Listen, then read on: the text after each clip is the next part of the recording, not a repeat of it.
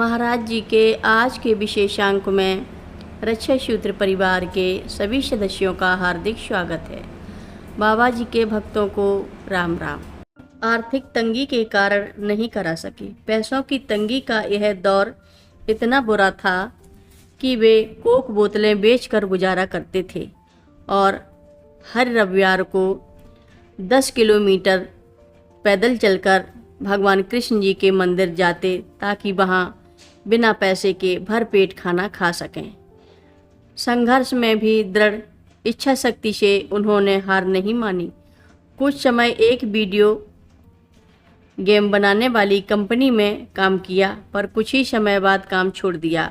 उन्हें अभी अंतर्मन की संतुष्टि का आभास नहीं हो रहा था। इसी बीच जब वे 19 वर्ष के थे, उनकी मुलाकात हुई डॉक्टर लैरी ब्रिलियंट से।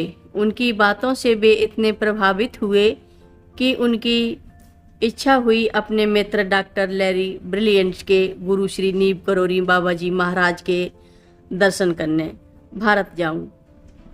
पिछली नौकरी से जो पैसे बचे थे, उन्हीं से स्टीव जॉब्स भारत आए थे अपने 2 मित्रों रीड और डैनियल कोटके के साथ। उनका मन बड़ा उद्विग्न व असंतुष्ट था। आध्यात्मिक शांति की तलाश में वे जब नैनीताल कैंची आश्रम पहुँचे तो यहाँ के शांत वातावरण में एक अजीब सी सुनशानी थी। यह जानकर उन्हें बड़ा धक्का लगा कि मित्र के गुरु श्री महाराज नीब करोरी जी अब सा शरीर नहीं थे। देवभूमि में बसे कैंची धाम आश्रम में आकर जब उन्होंने एकाग्रचित मन से ध्यान किया, वे श्री महाराज जी की समाधि स्थल के पास बैठे घंटों ध्यान लगाते तथा अंग्रेजी में श्री हनुमान चालीसा का पाठ करते। उन्होंने अपने अंतर्मन में स्फूर्ति का अनुभव किया। इस नई ऊर्जा से ओतप्रोत होकर वे अपने देश वापस लौट गए, एक नया रूप लेकर। तन और मन दोनों ही रूपों में ही आध्यात्मिकता का प्रकाश झलक रहा था। श्री महाराज जी कहते हैं, जब गुरु नहीं होते हैं तो उनके आश्रम ही उनका स्वरूप होते हैं और इस आश्रम की छत्र छाया तो स्वयं ही कमल ओढ़े उनका विराट स्वरूप है, जहाँ वे आने वाले अपने हर भक्त पर उतना ही प्रेम लुटाते हैं जितना पहले लुटाते थे। स्टीव जॉब्स ने अपने दोस्त वोजनियाक के साथ एक पर्सनल कंप्यूटर का निर्माण किया। साथ ही उन्होंने सोचा कि क्यों ना कंप्यूटर के बिजनेस के विषय में सोचा जाए। संघर्ष अभी भी जारी था। फिर स्टीव जॉब्स ने अपने पिता के गैरेज में कंप्यूटर बनाने का काम प्रारंभ किया, जिसका नाम रखा एप्पल।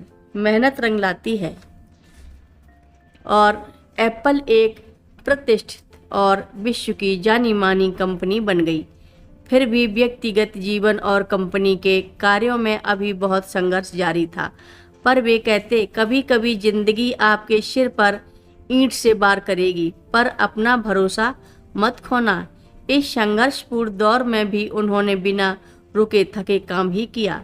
श्री गुरु महाराज जी की दिव्य दृष्टि उनके परिश्रम को मार्ग निर्देशित करती रही और एक कर्तव्यनिष्ठ साधक को फिर एक नई पहचान मिली। उन्हें पर्सनल कंप्यूटर क्रांति के अग्रणी दूत के रूप में पहचाना गया। एप्पल के संस्थापक तथा मुख्य कार्यकारी अधिकारी के रूप में उन्होंने जो सफलता की ऊंचाइयां छुईं, उनका आधार श्री महाराज जी का आशीर्वाद और उनका समर्पित संघर्ष है। जहां गुरु कृपा से उन्हें हौसला मिलता रहा और उन्हीं को आधार मानते हुए वे हर कठिन परिस्थिति में आगे बढ़ते ही रहे। श्री महाराज जी कहते हैं, जब हम एक बार किसी का हाथ पकड़ लेते हैं फिर कभी नहीं छोड़ते। यही प्रेम से वे अपने हर भक्त के जीवन में दर्शाते हैं। बस मन में पूर्ण श्रद्धा का विश्वास की भावनाएं होनी चाहिए। हर रोज महाराज जी की कथाएं सुनने के लिए सभी भक्तों का धन्यवाद। सभी भक्त रक्षा सूत्र चैनल को सब्सक्राइब करें, शेयर करें, लाइक करें, घंटी बजाना ना भूलें। कमेंट बॉक्स में लिख भेजें, जय नीब करोरी बाबा जी महाराज। सभी भक्त मिलकर बोलो, नीव करोरी बाबा जी महाराज की जय जय बोलो, सिद्धि माता की जय जय बोलो, जय श्री राम बोलो।